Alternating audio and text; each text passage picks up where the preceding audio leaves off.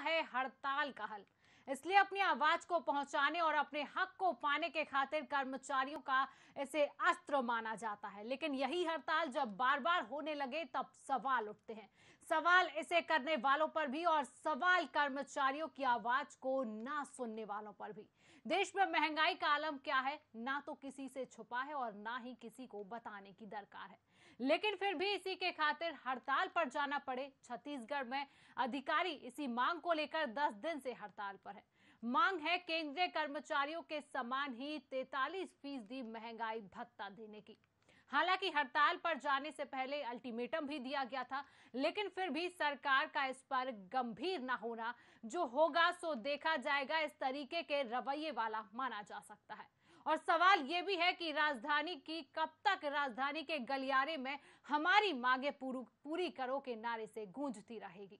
तो आज इसी विषय पर हम चर्चा करेंगे, जिससे पहले आप देखिए हमारी ये स्पेशल रिपोर्ट। कल माननीय मुख्यमंत्री जी का जो अपील आया था, सार्वजनिक अपील था सोशल मीडिया के माध्यम से, कि प्रदेश के जो आम जनता है उनको अपने शासकीय कार्य को सुचारू रूप से संचालित करने में काफ़ी असुविधा हो रही है। अनेक कठिनाइयों का उन्हें सामना करना पड़ रहा है। यह शासन का जो वक्तव्य है, यह हमारे फेडरेशन का भी वक्तव्य है। हम भी समझ रहे हैं। हम चाहते हैं कि मुख्य सचिव के साथ में 3 दिन पहले मुख्यमंत्री जी के निर्देश पर 1 घंटे तक हमारी चर्चा हुई। चर्चा होने के बाद मुख्य सचिव ने कहा था कि मुख्यमंत्री को आपके जो मांग है उसके संबंध में जो सुझाव आए उसके संबंध में अवगत कराऊंगा और अतिशीघ्र जो है आप लोगों को मुख्यमंत्री जी के साथ में भेंट कराऊंगा। तो आज इसी विषय पर हम चर्चा करने वाले हैं। इस चर्चा में हमारे साथ हमारे मेहमान जुड़ेंगे, जिनका परिचय मैं आपसे करा देती हूँ। अनिल सिंह चौहान जी कांग्रेस का पक्ष रखेंगे, सर मैं आपका बहुत स्वागत करती हूँ।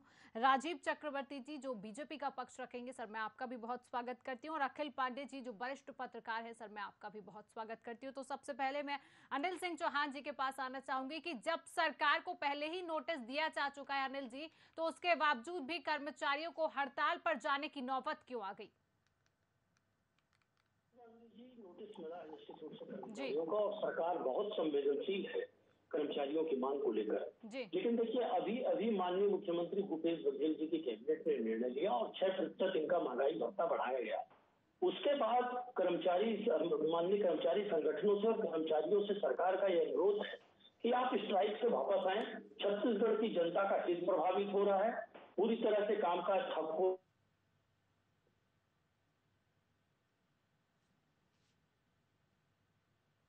अनिल जी क्या आप तक मेरी आवाज पहुंच रही है?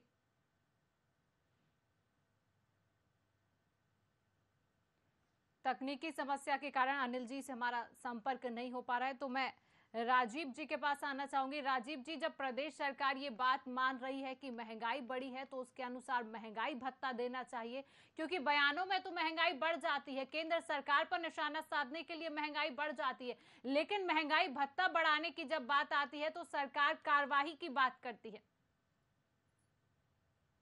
राजीव जी।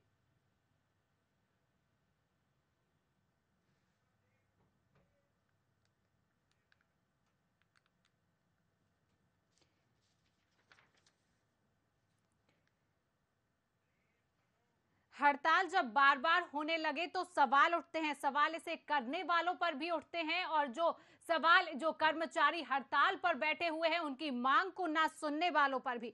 देश में महंगाई का आलम बढ़ गया है, ये ना किसी से छुपा हुआ है और ना किसी से छुपा है, लेकिन फिर भी इसी के खातिर हड़ताल पर जाना पड़े। छत्तीसगढ़ में अधिकारी इसी मांग को लेकर पिछले 10 दिनों से लगातार हड़ताल पर बने हुए हैं। केंद्रीय कर्मचारियों के समान ही 43% भत्ता मांगने की लगातार कर्मचारी इसको लेकर लगातार मांग कर रहे हैं, लेकिन फिर भी इस मांग को लेकर ये जो अधिकारी हड़ताल पर बैठे हुए हैं, फिर भी इस हड़ताल पर सरकार इस पर कोई गंभीर नहीं हो रही है, कोई गंभीर कदम नहीं उठा रही है। फिर भी हड़ताल पर जाने से पहले अधिकारियों ने अल्टीमेटम भी दिया था। इस तरीके के रवैये माना जा सकता है जो सरकार उठा रही है, सरकार का इस तरीके के गंभीर ना होना, जो होगा सो देखा जाएगा, इस तरीके का कहना, तो कब तक राजधानी के गलियारे में हमारी मांगे पूरी करो के नारे से कब तक राजधानी का गलियारा गूंजता रहेगा? तो अनिल सिंह चौहान से हमारा संपर्क जुड़ चुका है। तो अनिल जी, मैं आपसे सवाल पूछ रही थी कि जब सरकार को पहले ही नोटिस दिया जा चुका था, उसके बावजूद भी कर्मचारियों को हड़ताल पर जाने की नौबत क्यों आई? देखिए शिवांगी जी, आधे से ज्यादा कर्मचारी संघ और फेडरेशन जो है वो सरकार के साथ है। सरकार ने अल्टीमेटम मिलने के बाद 6% की इनका महंगाई भत्ता पहले से जो विचार चल रहा था वो बढ़ाया है। सरकार पूरी तरह से संवेदनशील है कर्मचारियों की मांग को लेकर। हम कर्मचारियों के परिवार के साथ, कर्मचारियों के साथ पूरी सहानुभूति रखते हैं। उनका अधिकार जो है, जायज अधिकार दिया जाएगा। लेकिन जब सरकार ने ऑलरेडी इनको 6% का महंगाई भत्ता बढ़ा दिया है, उसके बाद कर्मचारी संगठनों को भी थोड़ा विनम्रता से पेश आना चाहिए। छत्तीसगढ़ की 3.25 करोड़ जनता का सवाल है। कर्मचारी संगठनों को अपनी सेवाएं जारी रखनी चाहिए। विरोध के और भी तरीके हो सकते हैं। अगर सरकार 2 कदम बढ़ी है, 6% का भत्ता देना मंजूर किया है, तो इनको भी 2 कदम आगे आना चाहिए और तारतम्य बनाकर काम करना चाहिए। किसी के भड़कावे में, किसी के उकसावे में आकर किसी को राजनीति की रोटी नहीं सेकने देनी चाहिए। और शिवांगी जी, मुझे खुशी है इस बात की कर्मचारी संगठनों का, मैक्सिमम कर्मचारी संगठनों का बयान आया है कि वो भाजपा या किसी भी राजनीतिक पार्टी को अपने इस फेडरेशन के नाम पर राजनीतिक रोटी नहीं सेकने देंगे। मैं उस बयान का स्वागत करता हूँ। लेकिन मैं फिर ये अपील करता हूँ आपके चैनल के माध्यम से कि जहाँ पूरे प्रदेश की 3.25 करोड़ जनता का सवाल है और सरकार ने इनकी मांगे ऑलरेडी 6% भत्ता दिया है और संवेदनशीलता से विचार भी चल रहा है, उसके बाद इनको स्ट्राइक से वापस आना चाहिए और लगातार सरकार बातचीत करती रहेगी और जहां जो जायज होगा वो इनको अधिकार इनको दिया जाएगा। उसके बाद इस तरह से सेवाएं बाधित नहीं करनी चाहिए। अनिल जी, तो क्या कर्मचारियों को मनाने की कोशिश की गई है सरकार की ओर से? निश्चित रूप से माननीय भूपेश बघेल जी के प्रतिनिधि के रूप में बहुत सारे अधिकारी, बहुत सारे नेताओं ने इनसे कई स्तर की बात की है। लगातार बातचीत जारी है। कई 2-3 कर्मचारी संगठन, जो मुझे जानकारी मिली, आज ही 2 या 4 कर्मचारी संगठन पुनः अपनी स्ट्राइक से वापस आ रहे हैं। ये लगातार प्रयास चल रहा है सरकार का कि हम सहानुभूति पूर्वक आपके साथ हैं, आपके जो भी मांगे हैं उसको लेकर फिर विचार करेंगे। 6% का अगर महंगाई भत्ता तुरंत बढ़ाया गया बिना स्ट्राइक के, सिर्फ अल्टीमेटम पर, तो निश्चित रूप से आगे भी संवेदनशील होकर काम होगा। आप देख पा रही होंगे शिवांगी जी की जब से 2018 से माननीय भूपेश बघेल जी के नेतृत्व में कांग्रेस की सरकार बनी है, कर्मचारियों को लगातार, चाहे वो शिक्षा कर्मियों का मसला हो, चाहे पुरानी पेंशन योजना हो, चाहे दूसरे उनके भत्ते और महंगाई से संबंधित मामले रहे हो, चाहे उनके स्थानांतरण, इच्छा अनुसार स्थानांतरण का मुद्दा रहा हो, सभी मामलों में कांग्रेस की सरकार ने पिछले 15 वर्षों के वितर्क को तोड़ा और सरकारी तानाशाही को कम किया। छोटे कर्मचारियों को उनके चाहे जगह पर, सुविधा अनुसार जगह पर, पति पत्नी को म्यूचुअल ट्रांसफर, सारी सुविधाएं कर्मचारियों को देने का प्रयास किया है। अब कर्मचारी संगठनों को भी चाहिए कि सरकार से कदम ताल करें, सरकार के कदम से कदम मिलाएं और इस प्रदेश को विकास के नए आयाम तक ले जाएं, क्योंकि एक अकेले सरकार प्रदेश को आगे नहीं ले जा सकती। सभी का सहयोग लगता है, चाहे वो मीडिया समूह हो, चाहे कर्मचारी संगठन हो, चाहे प्रदेश का मजदूर हो, चाहे आम जनता हो, तो सभी को अपनी अपनी भूमिका अदा करना चाहिए।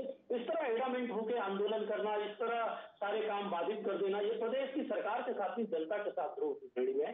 इसलिए मैं पुनः आपके चैनल के माध्यम से निवेदन करूंगा कि हमारे कर्मचारी साथियों को स्ट्राइक से वापस आना चाहिए और मैं आपके चैनल के माध्यम से सरकार की तरफ से उनको आश्वस्त करता हूं कि निश्चित रूप से अगर उनकी मांगे जायज है, सरकार उनकी समीक्षा करेगी। 6% अभी बढ़ा है, आगे चलकर और बढ़ाया जाएगा। कर्मचारियों को दुखी नहीं किया जाएगा, लेकिन उसके लिए कर्मचारियों को भी सकारात्मक कदम उठाना चाहिए। लेकिन अनिल जी, एक तरफ सीएम कार्रवाई की मांग कर रहे हैं तो दूसरी तरफ पूर्व सीएम कह रहे हैं कि हम आपके साथ खड़े हैं, कोई भी आपको समस्या नहीं होगी। और अगर सरकार की तरफ से कोई कोशिश की गई है तो क्या वजह है कि कर्मचारी अभी भी 10 दिनों से लगातार हड़ताल पर बने हुए अपने फैसले पर इतने अडिग है कि हड़ताल पर कोई रोक नहीं हो रही है, लगातार महंगाई भत्ता की मांग को लेकर हड़ताल की जा रही है? देखिए शिवांगी जी, जहाँ मुख्यमंत्री जी की चेतावनी का मसला है, माननीय मुख्यमंत्री जी को छत्तीसगढ़ के पूरे प्रदेश की जनता की चिंता है। जो जनता के काम रुक रहे हैं, लाखों की संख्या में उनके आवेदन पेंडिंग हो रहे हैं, उस चिंता के कारण उन्होंने कर्मचारी संगठनों को चेतावनी दी है कि आप अपने कर्तव्यों का निर्वहन करिए। सरकार आपके लिए संवेदनशील है, सरकार अपने कर्तव्य का निर्वहन करेगी। जहां तक पूर्व मुख्यमंत्री रमन सिंह जी के बयान का मामला है, वो बयान वीर है। अभी तक सड़क पर भारतीय जनता पार्टी का कोई आंदोलन नहीं दिखा। रायपुर में एक युवा मोर्चा की गुंडागर्दी को छोड़कर जो सड़क पर सभी को देखने को मिली, ये 4 साल तक धरातल से गायब थे। इन्होंने सरकार को कोई मजबूत विपक्ष की तरह कोई फीडबैक भी नहीं दिया, कोई आंदोलन भी नहीं किया। ये कर्मचारियों के आंदोलन पर दूसरे के कंधे पर रखकर बंदूक और गोली चलाना चाहते हैं। ये प्रदेश की जनता के हित से इनको कोई मतलब नहीं है। प्रदेश में कौन सा कामकाज प्रभावित हो रहा है, इससे इनको कोई मतलब नहीं है। तो मैं आपको बताना चाहूंगा कि प्रदेश की जनता भारतीय जनता पार्टी के असली चेहरे को देख रही है और जिनका काम प्रभावित हो रहा है वो इसके लिए भारतीय जनता पार्टी को दंड भी देंगे समय आने पर।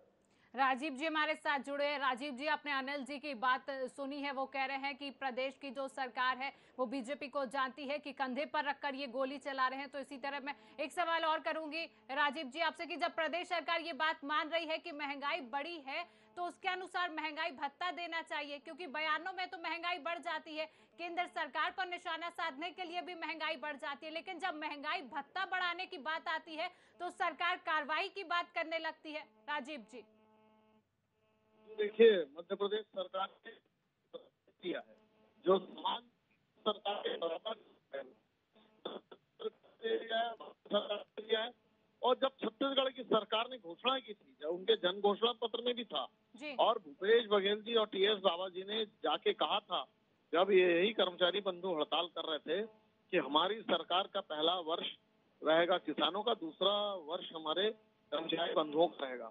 तो कर्मचारी बंधुओं को कुछ नहीं मिला, तो और जो मकान भाड़ा बात हो रही है उसको लेकर बहुत एडोमेंट है राज्य सरकार। बहुत दुखद है कि लोग भटक रहे हैं रजिस्ट्री के लिए, किसान किताब के लिए, बहुत सारी पड़े हैं, लेकिन राज्य सरकार की पूरी विधायकों को बचाने में हरियाणा साहिब है। तो जो सरकारी काम होना चाहिए वो काम तो हो नहीं रहा है, लेकिन राज्य सरकार अपने अन्य जो राजनीतिक कार्यक्रमों में बहुत व्यस्त है, ये दुखद है। और जो कर्मचारियों की जो संविधान सूचक मांगे हैं, जो संविधान में उनकी प्रदत्त शक्तियां हैं, उसके तहत वो हड़ताल कर रहे हैं और मानवीय मांग है। राज्य सरकार को चाहिए कि उस मांग को अविलंब पूरा करके जनता के लिए, जो जनता को कष्ट भोगना पड़ रहा है, उससे मुक्ति मिले और ये स्ट्राइक कॉल ऑफ हो जाए। और कर्मचारी देखिए, एक तरफ तो सरकार कहती है हम सोचेंगे, लेकिन आज तक सरकार का कोई नुमाइंदा इन हड़ताली कर्मचारियों से मिलने नहीं गया। इतने सारे काम पेंडिंग पड़े, रोजाना हजारों करोड़ों रुपए के नुकसान हो रहा है, राजस्व का नुकसान हो रहा है। ये बहुत दुखद है। राज्य सरकार को चाहिए कि इन कर्मचारी बंधुओं के साथ आकर बात करे। वो खुद कह रहे हैं, लेकिन राज्य सरकार दुर्भाग्य से बात किनके साथ कर रही है? जिस कर्मचारी फेडरेशन का कोई अस्तित्व नहीं है, वो अस्तित्व में नहीं है, उन कर्मचारी नेताओं के साथ बात कर रहे हैं। और जो असली कर्मचारी फेडरेशन है, जिसमें 96% लोग कार्यरत, कैसे भूपेश बघेल जी हठ धार्मिकता कर रहे हैं, कर्मचारी भी हठ धार्मिकता कर रहे हैं, अंतोगत्वा नुकसान जनता का हो रहा है। तो जनता की कौन सोचे? तो जनता को जनता के लिए, जनता की सुविधा के लिए राज्य शासन को चाहिए कि कर्मचारी नेताओं के साथ वार्ता करें, उनसे बात करें और ये हड़ताल को कॉल ऑफ करवाएं और उनकी जो जायज मांगे हैं उनके लिए अविलंब कार्रवाई करें। अखिल पांडे जी भी हमारे साथ जुड़े। अखिल जी, आपने अनिल जी का पक्ष भी सुना, आपने राजीव जी का भी पक्ष सुना। राजीव जी कह रहे हैं कि सरकार को कर्मचारियों से बात करनी चाहिए, जो महंगाई भत्ता को लेकर कर्मचारी हड़ताल पर हैं उसको फॉलो अप करवाना चाहिए। अखिल जी, अखिल जी, क्या आप तक मेरी आवाज पहुंच रही है?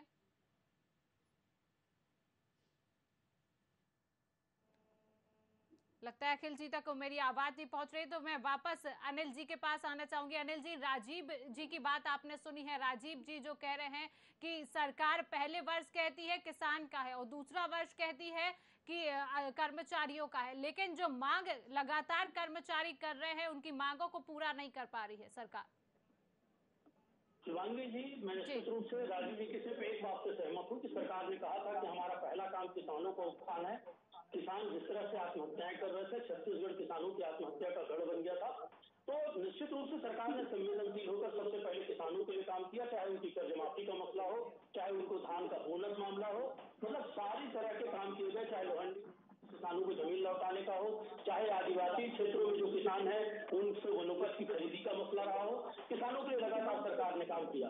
लेकिन राजीव जी इस बात को भूल गए कि जब कर्मचारियों की बारी आई तो शिक्षा कर्मियों का जो नियमितीकरण है, जो पुरानी पेंशन योजना को बहाल करना है, लगातार उनको स्वास्थ्य से लेकर हर प्रकार की सुविधाएं देना है, वो सारा काम सरकार ने किया। वो राजीव जी को नहीं दिखेगा क्योंकि वो सकारात्मक कार्य है। मैं राजीव जी की एक बात पर एक उन्होंने ओछी टिप्पणी की, उसको ये गहरा खेद प्रकट करता हूँ और राजीव जी से मैं निवेदन करता हूं कि उनको उन कर्मचारी संगठनों से क्षमा मांगना चाहिए जिनको उन्होंने कहा कि हड़ताल में नहीं है, वो क्योंकि अस्तित्वहीन है। देखिए, अपनी अपनी विचारधारा होती है किसी फेडरेशन की, किसी इकाई की, किसी यूनिट की, लेकिन इस तरह से एक लोकप्रिय चैनल पर बैठकर जो हड़ताल में शामिल नहीं है वो अस्तित्वहीन कर्मचारी संगठन है, ये कहना उन कर्मचारी संगठनों का, उन कर्मचारियों का अपमान है। किसी भी संगठन को इस तरह से सार्वजनिक तौर पर अपमानित नहीं करना चाहिए। राजीव चक्रवर्ती जी से मैं मांग करूंगा कि उन कर्मचारी संगठनों से पहले वो क्षमा मांगे। भारतीय जनता पार्टी के ऑफिशियल प्रवक्ता है, या तो बता दें कि क्या भारतीय जनता पार्टी का ऑफिशियल बयान मान लिया जाए कि वो कर्मचारी संगठन अस्तित्वहीन है जो स्ट्राइक में शामिल नहीं है। ये आपको सर्टिफिकेट देने का कोई अधिकार नहीं बनता। राजीव जी, मैं बहुत विनम्रता पूर्वक आपसे आग्रह करता हूँ कि आपको क्षमा मांगना चाहिए। दूसरी बात यह है शिवांगी जी कि सरकार कर्मचारियों को लेकर पूरी तरह संवेदनशील है। मैं फिर कहूंगा आपको, अगर ऐसा नहीं होता तो उनकी स्ट्राइक से पहले 6% का भत्ता नहीं बढ़ाया जाता। और अभी भी माननीय मुख्यमंत्री जी ने कहा है कि हम संवेदनशीलता से विचार करेंगे। आप प्रदेश की जनता के हित में, प्रदेश के हित में स्ट्राइक से वापस आइए। आपके स्ट्राइक से वापस आना किसी प्रकार के आपके निवेदन पर विचार खत्म हो जाएगा, आपकी मांगों पर विचार खत्म हो जाएगा, ऐसा इंगित नहीं करता है। सरकार संवेदनशीलता से विचार करती रहेगी। अखिल जी हमारे साथ जुड़ चुके, तो अखिल जी के पास में आना चाहूंगी कि अखिल जी, महंगाई की जब भी बात आती है तो हमेशा बीजेपी पर उंगली उठने लगती है। कर्मचारी ये मांग कर रहे हैं कि 43% महंगाई भत्ता दिया जाना चाहिए, क्योंकि महंगाई का आलम इतना है कि अब उतने में गुजारा नहीं हो पा रहा है। अखिल जी, आप इस पर क्या कहेंगे? जी बिल्कुल शिवांगी जी, देखिए ये प्रदेश की राजनीति में एक बड़ा मोड़ मैं समझता हूँ इसको जी। राजनीति जो चलती है वो इकबाल से चलती है, और छत्तीसगढ़ में जो इकबाल जो है, और भूपेश बघेल की जो सरकार का जो गठन हुआ था वो बड़ी बहुमत के साथ गठन हुआ था। पिछले 4 सालों में हम देखते हैं कि विपक्ष जो है कहीं भी बहुत ही कमजोर, पिलपिला, कहीं से भी कुछ दिखाई नहीं दे रहा था। अब जबकि कर्मचारियों का जो आंदोलन शुरू हो गया है, ऐसी स्थिति में विपक्ष भी अब मैदान में दिखाई दे रहा है। आप देखिए, ये शायद आज से नियमित जो कर्मचारी है, अनियमित कर्मचारी है, जो दैनिक वेतन भोगी जो कर्मचारी है, और जो अनियमित कर्मचारी है, ये भी आज से हड़ताल में शामिल हो गए। इसका सीधा संकेत है पूरे प्रदेश में कामकाज ठप है, और जिस तरीके से, जिस हौसले के साथ कर्मचारी और अधिकारी संघ जो है हड़ताल में गए हैं, उससे साफ समझ में आता है तो कहीं न कहीं प्रदेश सरकार का जो इकबाल है वो घट रहा है। और विपक्ष जिस तरीके से हावी है, पूर्व मुख्यमंत्री रमन सिंह ने जिस तरीके से बयान दिया है वो किसी प्रकार से न डरे, और इस तरीके के बयान से जो आज फिर से जो अनियमित जो कर्मचारी है वो भी शामिल हो गए हैं, तो एक बड़ा संकट है सरकार के पास कि किसी तरीके से इस हड़ताल को वो खत्म करे और एक बार फिर से व्यवस्था प्रदेश से बना के रखे, क्योंकि जो सरकारी जो तंत्र है वो ठप पड़ गया है, और अव्यवस्था की स्थिति में आम लोग जो पीस रहे हैं, उससे सरकार के खिलाफ एक आक्रोश पैदा होगा। उसको झेलना भूपेश सरकार के लिए कम से कम यह स्थिति सही नहीं है। अनिल जी, आपने अखिल जी की बात सुनी, आप इस बात पर क्या कहेंगे? अखिल जी जिस प्रकार से कह रहे हैं कि प्रदेश सरकार का इकबाल कम हो रहा है, पूर्व मुख्यमंत्री ने जिस तरह से बयान दिया है, जिस तरह से बात कही है कि कोई डरने की बात नहीं है, हम आपके साथ हैं, और जिस तरह से सीएम भूपेश बघेल जी कह रहे हैं कि कार्रवाई होगी, तो वहीं पूर्व मुख्यमंत्री जी कह रहे हैं कि डरने की बात नहीं, हम आपके साथ हैं। जी आनंद जी, रमन सिंह जी का उन्होंने 15 साल शासन देखा है, और रमन सिंह कितना साथ में थे कर्मचारियों को, उसको भी कर्मचारी संगठनों ने और कर्मचारियों ने देखा है। कर्मचारी एक पढ़ा लिखा विद्वान वर्ग है। मेरा यह मानना है कि रमन सिंह जी की जो ये सलाह है, रमन सिंह जी की जो ये सहानुभूति है कर्मचारियों के प्रति, ये मगरमच्छ के आंसू है, इसको कर्मचारी अच्छी तरह जानते हैं। रमन सिंह जी ने 15 साल में सभी वर्गों का शोषण किया, उसमें कर्मचारी भी प्रमुख रूप से शामिल है। लाखों की संख्या में शिक्षाकर्मी सड़कों पर रहे, आंगनबाड़ी से लेकर दूसरे तृतीय वर्ग और चतुर्थ वर्ग के कर्मचारी सड़कों पर रहे, कभी रमन सिंह जी ने इनकी सुनवाई नहीं की। रमन सिंह जी ने 4-5 अग्रवाल बंधु जो इनके मंत्रिमंडल में थे, और कुछ उद्योगपतियों के सहारे घोटालेबाजी और कमीशनखोरी में लिप्त रहे, और इन्होंने हमेशा जोड़ तोड़ करके किसी प्रकार से गुड़ा भाग करके 2-4 सीटों से सरकार बनाई। जो छत्तीसगढ़ की जनता को समझ में आ गया कि रमन सिंह जी को करारा जवाब देना है, तो आज उनको 12-14 सीटों पर ले आए हो। तो देखिए शिवांगी जी, भाजपा की कलई खुल गई है।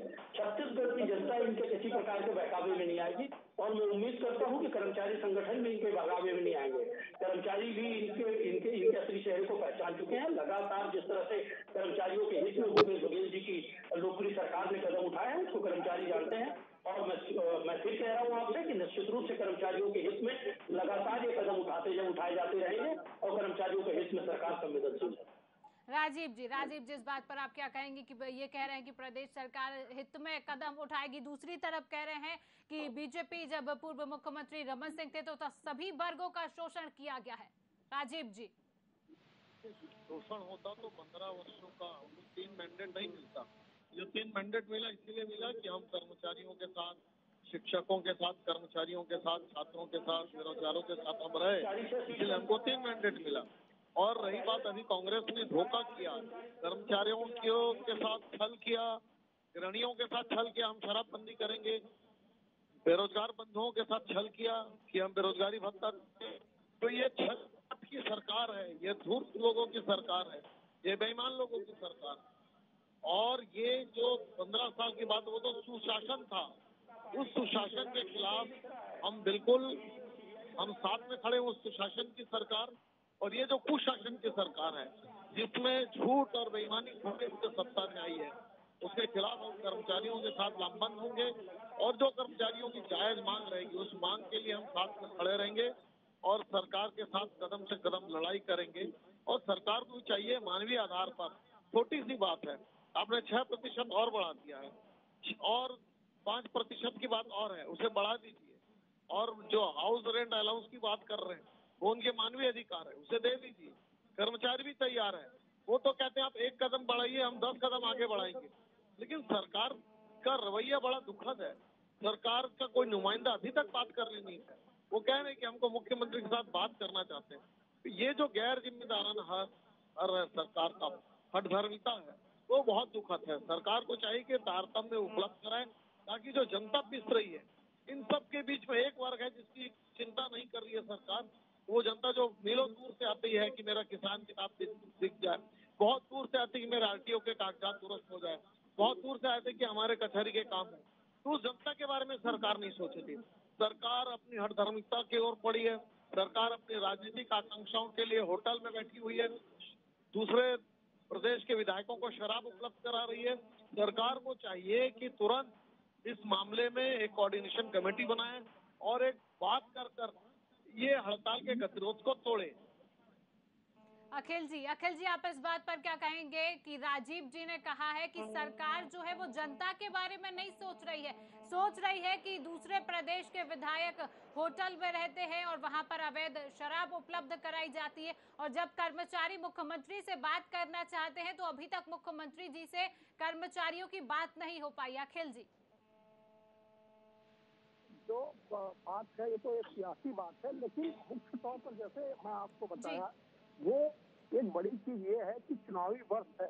ऐसे समय में न केवल ये बड़ा संकेत है, खतरे की घंटी जैसी बात है कि प्रदेश के अधिकारी और कर्मचारी, वो भी निचले लेवल के, जिन कर्मचारियों को अनियमित है दैनिक वेतन भोगी है, अपने सर्विस को लेकर हमेशा संजीदा होना पड़ता है, ऐसे लोग जो है सरकार के खिलाफ अगर सड़क पे आते हैं तो मामला एक बड़ा संकेत करता है कि कहीं न कहीं प्रदेश का इकबाल कम हो रहा है, प्रदेश का इकबाल जो है वो घट रहा है और विपक्ष भी मैदान में आ गया है। ये अपने आप में एक संकेत है कि किसी भी तरीके से झारखंड की सरकार का जो संकट है उसमें अगर वो ध्यान देंगे तो भूपेश बघेल को खुद को नुकसान होगा। इसलिए जल्दी से जल्दी इनको इस कर्मचारी आंदोलन है उसको समाप्त करने का उसकी प्राथमिकता उनको रहेगी और उसको जल्दी से जल्द समाप्त करना ही पड़ेगा। हालांकि इसमें एक महत्वपूर्ण बात यह है कि प्रदेश का खजाना भी उस तरीके से इजाजत देता है क्या कि प्रदेश के जो कर्मचारी हैं वो उनका जो डीए है वो केंद्र सरकार के भत्ते के मुताबिक उसको कर दे। यह भी एक बड़ा प्रश्न चिन्ह है सरकार के सामने कि किस तरीके से इनके मांगों को पूरा कर दिया जाए। दूसरी बात, चुनाव सर पे है, ऐसी स्थिति में ऐसे लोक भवन जो वादे होते हैं और मास्टर स्ट्रोक के लिए तुरुप का पत्ता खेलने के लिए ऐसी कौन सी चीजें हैं जो जनता को लुभाने वाली बात होती है, उसके लिए भी खजाने की ओर ध्यान देना पड़ेगा। ये तमाम जो चीजें हैं वो किसी न किसी तरीके से भूपेश सरकार के खिलाफ जारी है और जो व्यवस्था में जो है जो थिंक टैंक है उन्हें इसको सोचना पड़ेगा। उनके लिए एक बड़ी गंभीर चुनौती है कि किसी भी तरीके से इस व्यवस्था को पटरी पर किस तरीके से लाते हैं। जी अनिल जी, तो क्या लगता है जिस तरह से सीएम भूपेश बघेल ने कहा है कि कार्रवाई होगी अगर जल्दी हड़ताल को खत्म नहीं किया गया, तो क्या लगता है क्या कर्मचारी इस हड़ताल को जल्द खत्म करेंगे? सीएम भूपेश बघेल की ये जो बात आई है सामने, ये क्या बात मानी जाएगी? अनिल जी देखिए शिवांगी जी, मुझे बड़ा अफसोस है कि भारतीय जनता पार्टी के प्रवक्ता महंगाई भत्ते से बात करते हैं, स्वागत है उस बात का, महंगाई की बात नहीं करते। डीजल पेट्रोल की कीमतों का क्या हुआ, गैस की कीमतों का क्या हुआ, आप जीएसटी लगा देते हैं, नमक पर भी जीएसटी लगा देते हैं। एक आम आदमी को दाल रोटी खाना मुश्किल हो गया है। अच्छे दिनों की बात करने वाले, काला धन लाने की बात करने वाले, 45 साल में सर्वाधिक बेरोजगारी हिंदुस्तान में है। ये हम नहीं कहते, सरकार के आंकड़े करते हैं, जिसको मोदी जी बाद में प्रतिबंध लगा देते हैं। दूसरी बात, मुझे इस बात का बहुत अफसोस है कि इतने बड़े लोकप्रिय चैनल पर बैठकर राजीव चक्रवर्ती जी एक तरफ विधायकों को जो जनता से चुने गए, चाहे झारखंड के हो, चाहे गुजरात के हो, चाहे छत्तीसगढ़ के हो, उनको दारूखोर और अज्ञात कहते हैं। जो संगठन स्ट्राइक में शामिल नहीं हुए हैं उनको अस्तित्वहीन कहते हैं। ये किस तरह की भाषा है शिवांगी जी? मतलब गुजरात के विधायक भी तो यहाँ आए थे 12-15 की संख्या में, क्या उनको सिर्फ शराबखोरी करने आए थे, अय्याशी करने आए थे? एक विधायक के लिए, एक सांसद के लिए जिसको लाखों जनता ने मत देकर चुना है, उसके लिए इस तरह की भाषा का चयन करना एक अच्छे गरिमामय चैनल में, मैं समझता हूँ अशोभनीय है। उसी तरह किसी कर्मचारी संगठन को अस्तित्वहीन कह देना, इस तरह की भाषा भारतीय जनता पार्टी की, इस तरह की आइडियोलॉजी मेरे समझ से बाहर है। मैं इस पर गहरा दुख प्रकट करता हूं कि इस तरह का स्तर नहीं होना चाहिए। माननीय विधायक कहीं भी हो, किसी भी प्रदेश के हों, हिंदुस्तान में 300 विधायकों को हॉर्स ट्रेडिंग के माध्यम से भारतीय जनता पार्टी ने खरीदने का काम किया। सांसदों और विधायकों की मंडी लगा दी इस देश में, किसानों की मंडी को खत्म करने का षड्यंत्र किया किसी बिल के माध्यम से। हड़ताल पर बात करते हैं कि बातचीत होनी चाहिए, डेलीगेशन बनना चाहिए। कहां से ये, जब दिल्ली में 700 किसान दिल्ली की सीमाओं पर मारे गए, 700 किसान मारे गए और भारतीय जनता पार्टी की सरकार सोई रही, मोदी जी की सरकार सोई रही। कहां से तब ये, क्यों कोई डेलीगेशन का गठन नहीं हुआ? छत्तीसगढ़ में डेलीगेशन का गठन हुआ है और छत्तीसगढ़ की सरकार संवेदनशील है। बहुत ही जल्द कर्मचारियों की स्ट्राइक समाप्त होगी, ऐसा हमको अपेक्षा है और माननीय भूपेश बघेल जी के नेतृत्व में पूरी तरह से कर्मचारी आएंगे और अपने काम को सुचारू ढंग से करेंगे। अनिल जी, आपने बीजेपी पर महंगाई की बात कही कि ये महंगाई भत्ता को लेकर महंगाई पर बात नहीं करते। राजीव जी, मैंने पहले भी सवाल किया था, अगर महंगाई को लेकर कोई सवाल उठता है तो सबसे पहले बीजेपी पर उंगली उठेगी कि देश में महंगाई का आलम जो है वो किसी से नहीं छुपा है। सबको पता है कि देश में किस तरह से महंगाई बढ़ रही है। राजीव जी, इसको लेकर आप क्या कहेंगे? दूध दही जैसी चीजों पर जीएसटी लगाई जा रही है। देखिए, महंगाई पर अगर किसी ने नियंत्रण किया है तो मोदी जी की सरकार ने किया है। महंगाई जो बढ़ रही थी वो कोरोना की वजह से जो अस्त व्यस्त थी देश की आर्थिक दशा, पूरी दुनिया उससे त्रस्त थी क्योंकि आयात और निर्यात दोनों बंद थे और अतिवृष्टि अनावृष्टि के कारण जिस प्रकार से जो वैक्यूम था डिमांड और सप्लाई के बीच, तो उसकी वजह से महंगाई बढ़ी थी। मैं नम्रता से स्वीकार करता हूँ, लेकिन उस महंगाई को किसने चोट किया? तो हमारी नरेंद्र मोदी की सरकार ने चोट किया है। पाम ऑयल का आयात हुआ, सब्जी दाल जो महंगी हो गई, सबका हमने आयात किया और उनको आयात करने के लिए हमें बहुत सारी विदेशी मुद्रा का खर्च करना पड़ा। और आज अगर आप आंकड़ों की बात करते हैं तो खुदरा महंगाई दर केवल 5% है, जो कांग्रेस की तरफ 15% है। अभी 4.5% पर है। तो महंगाई पर प्रहार अगर कोई कर रही है तो भारतीय जनता पार्टी की सरकार कर रही है। महंगाई बढ़ी थी लेकिन आज महंगाई नहीं, धीरे धीरे महंगाई पर अदानी अंबानी की झोली भरने में लगे हैं। आप अगर किसानों को लूट रहे हैं, देश के आम लोगों के ऊपर आप भार डाल रहे हैं महंगाई का, देश के युवा बेरोजगार हो रहे हैं, आप किस तरह की बात कर रहे हैं? बढ़ नहीं रही है और इसका कारण हमारी सरकार है। हम संवेदनशील है, हम जनता के प्रति जवाबदेह हैं। अगर केंद्र में भी हमको मिला है तो इसीलिए मिला है कि देश जानता है कि फ्री में वैक्सीन कोई लगा सकती है तो नरेंद्र मोदी जी की सरकार लगा सकती है। अगर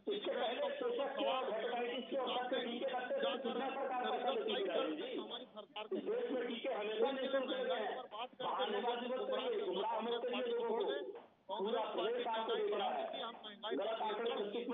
और जो स्नेह महंगाई बढ़ रही थी उस महंगाई पर हमने ब्रेक लगाया है और आने वाले समय में आपको दिखेगा कि महंगाई और कम हो गई है। महंगाई कम नहीं हुई है राजीव जी, महंगाई तो बढ़ रही है। मैं कह रही हूँ कि दूध दही जैसी चीजों पर जीएसटी लगाई जा रही है। आम जन अब इस पर बोल रहे हैं, धरना प्रदर्शन भी किया जा रहा है। मैंने पहले भी कहा है कि अगर महंगाई की बात आएगी तो सबसे पहले बीजेपी पर उंगली उठेगी। नहीं, देखिए, महंगाई जो जीएसटी की बात जो भ्रम फैलाया जा रहा है, पैकिंग प्रोडक्ट पे है। कोई भी प्रोडक्ट अगर पैकिंग प्रोडक्ट है उस पर जीएसटी लगेगा। अगर वो खुले रूप में बेचा जाता है तो आज भी कोई जीएसटी नहीं है। ये भ्रम फैलाया जा रहा है। और आज की देश की जो अधिकांश जनता, 80% जनता, वो पैक उपयोग नहीं करती है, खुले रूप से खुदरा मूल्य का उपयोग करती है। तो ऐसा भ्रम फैलाना छोड़ दो। और इसी जीएसटी के पैसे से ही पूरी देश चल रही है। तो जीएसटी के ऊपर अगर आप हाय तौबा मचाएंगे तो हम हेलीकॉप्टर कहाँ से लाएंगे, हम रॉकेट कहाँ से लाएंगे, हम वैक्सीन कैसे लोगों को लगाएंगे। तो एक तरफ ये कड़वी दवाई है, लेकिन कहीं ना कहीं हम जनता के लिए काम कर रहे हैं, हम राष्ट्र के लिए काम कर रहे हैं। और जो हमारा सपना है कि भारत माँ को परम वैभव की शिखर पे ले जाना है, उस ओर हम काम कर रहे हैं। जी अनिल जी शिवांगी जी, हिंदुस्तान के किसानों ने रिकॉर्ड उत्पादन किया। राजीव जी को अपने आंकड़े दुरुस्त करने की जरूरत है। वो मंदी का बहाना कर रहे हैं, वो उत्पादन नहीं हुआ ये बहाना कर रहे हैं। यहाँ पे युवाओं ने काम किया, मजदूरों ने खून पसीना बहाया। अगर किसी ने कमीशन खोरी की, अगर किसी ने उद्योगपतियों की दलाली की, तो भारतीय जनता पार्टी की सरकार देखी, जिसकी बदौलत आज देश में महंगाई चरम पर है। पहले भी हेलीकॉप्टर खरीदे गए, कौन सा IIM नया बना दिया इन्होंने, कौन सा मेट्रो ट्रेन की थी इन्होंने चलवा दी। पूरा देश आज गरीबी और बेरोजगारी की चपेट में है। उसके बाद भी महंगाई इतनी बढ़ी हुई है और देश के विकास की बात करते हैं। ये हिंदुस्तान विश्व में एक महान शक्ति बनने वाला था, सबसे बड़ी शक्ति बनने वाला था। इन्होंने हिंदुस्तान को पीछे कर धकेल के रख दिया। इन्होंने महंगाई अपनी चरम पर ला दी। अच्छे दिनों का वादा करके देश को आज सबसे बुरे दिन देखने पड़ रहे हैं। देश की जनता के सामने इनके पास देने के लिए कोई तर्क नहीं है। ये गरीब और गरीब हो रहा है और अमीर हो रहा है। हम रोज अखबारों में पढ़ते हैं, अदानी जी एशिया के सबसे बड़े रईस बने, फलाने उद्योगपति का इतना पूंजी बढ़ा, लेकिन देश का विदेशी मुद्रा भंडार इतना गिरा, महंगाई अपने चरम पर, रसोई गैस अपनी चरम पर, पेट्रोल डीजल के दाम अपने चरम पर। किस बात के लिए, क्या बोलकर जनता से सरकार में आए थे? और अब बहाना करते हैं किसानों ने उत्पादन नहीं किया, कहीं अतिवृष्टि हो गई, कहीं अकाल पड़ गया। मैं राजीव जी के आंकड़े दुरुस्त करना चाहता हूं कि कोविड काल में भी हिंदुस्तान में रिकॉर्ड फसलों का उत्पादन हुआ है। किसानों पर आरोप मत लगाइए, कितनी बिल बनाकर आपने षड्यंत्र रचा, किसानों ने आपका इसीलिए विरोध किया। किसान अपना खून पसीना खेत पर बहाकर और अनाज पैदा करता है। राजीव जी, आप किसानों पर आरोप मत लगाइए। आपकी सरकार निकम्मी है, आपको सरकार चलाना नहीं आता है। आप सरकार की पॉलिसी कुछ उद्योगपतियों के लिए बनाते हैं, इसलिए महंगाई अपनी चरम पर है। फैक्ट ये है शिवांगी जी। लेकिन राजीव जी तो कह रहे हैं कि जीएसटी से पूरा देश चल रहा है। सिर्फ जीएसटी से देश नहीं चलता है शिवांगी जी, इनको अपने आंकड़े दुरुस्त करने की जरूरत है। हिंदुस्तान के उद्योगपति हो या कर्मचारी हो अपना टैक्स देते हैं। उसके अलावा भी सरकार के पास कमाई के बहुत से जरिए हैं। पेट्रोल और डीजल पर जीएसटी क्यों फिक्स नहीं करते हैं? और जब जीएसटी से ही देश और प्रदेश चलते हैं तो छत्तीसगढ़ की जीएसटी का 20,000 करोड़ क्यों देने को तैयार नहीं है? ये क्यों छत्तीसगढ़ की जनता से सौदा व्यवहार करते हैं? शिवांगी जी, इनको पता ही नहीं है कि देश कैसे चलता है, देश की अर्थव्यवस्था कैसे चलती है। जीएसटी उसका एक माध्यम हो सकता है, लेकिन जीएसटी सब कुछ नहीं हो सकता। राजीव जी की बात सुन लेते हैं। राजीव जी, देखिए, जीएसटी का मसौदा को सिंह जी ने और चिदम्बरम साहब ने लाया था। उनके ऊपर ये राजनीतिक साहस था कि उस मसौदे को वो लगाते। तो हमारी सरकार ने जीएसटी को वन नेशन वन टैक्स के तहत जीएसटी को लाया। पहले अलग अलग प्रकार के 16 प्रकार के टैक्स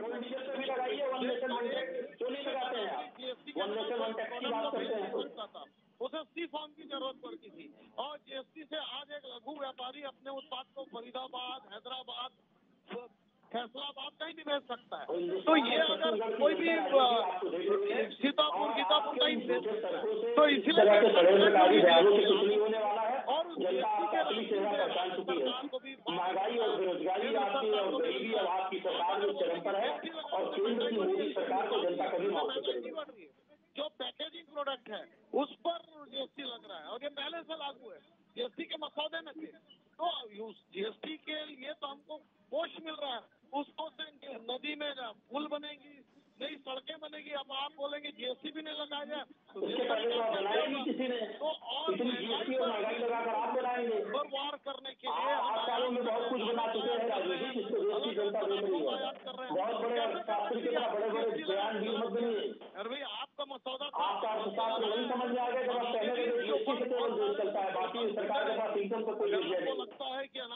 लगना चाहिए, तो ठीक है, उसमें सौदे हैं, उसमें प्रोविजंस है कि हो सकता खाद्य पदार्थों से हट जाए, लेकिन उसको लेके हल्ला मचाना और भयादोहन करना जनता के बीच में, ये बहुत निंदनीय है, बहुत गलत है।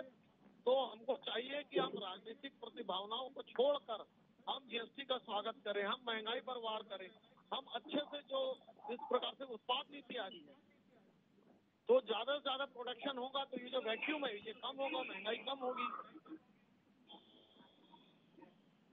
जी अनिल जी। शिवांगी जी, राजीव जी बहुत बड़े अर्थशास्त्री के साथ के जैसे बहुत बड़ी बात यहाँ कर रहे थे, बयान भी बन रहे थे। इनको ये नहीं पता कि देश की अर्थव्यवस्था कैसे चलती है, जीएसटी का उसमें कितना बड़ा योगदान है, कितना नहीं है।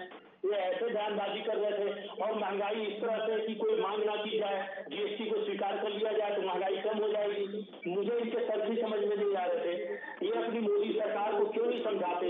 अपने यहाँ जो 9 सांसद छत्तीसगढ़ की जनता ने भारतीय जनता पार्टी को और मोदी को चुन के दिए हैं, वो सांसद दिल्ली में आवाज बुलंद क्यों नहीं करते कि आप जनता का शोषण कर रहे हैं? अनिल जी, समय का अभाव है। अनिल जी, समय का अभाव रहते हुए कम करने का कोई कदम ही नहीं उठा रहे हैं। अनिल जी, समय का अभाव रहते हुए आज की चर्चा को हम यही रोकते हैं। राजीव जी को मैं बताना चाहता हूँ कि अभी आपको प्रदेश और देश की जनता हर गली और हर चौराहे में दौड़ा कर सवाल पूछेगी कि कहाँ है अच्छे दिनों का वादा, क्यों महंगाई इतनी चरम पर है, क्या पहले पुलिया नहीं बनता था? अनिल जी, इस चर्चा को हम यही रोकना चाहते हैं, समय का अभाव है, इस चर्चा को हम यही रोकना चाहते हैं। आप सभी मेहमानों का हमारे साथ जुड़ने के लिए बहुत बहुत शुक्रिया। धन्यवाद।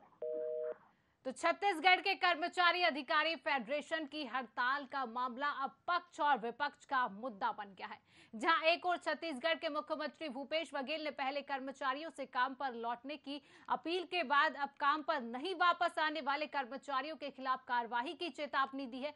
तो वहीं भारतीय जनता पार्टी के वरिष्ठ नेता और प्रदेश के पूर्व मुख्यमंत्री डॉक्टर रमन सिंह ने ट्वीट कर कर्मचारियों के साथ खड़े रहने की बात की है। तो अब देखना होगा कि आखिर कब तक छत्तीसगढ़ हमारी मांगे पूरी करो के नारे से गूंजता रहेगा। तो मुझे दीजिए इजाजत, नमस्कार।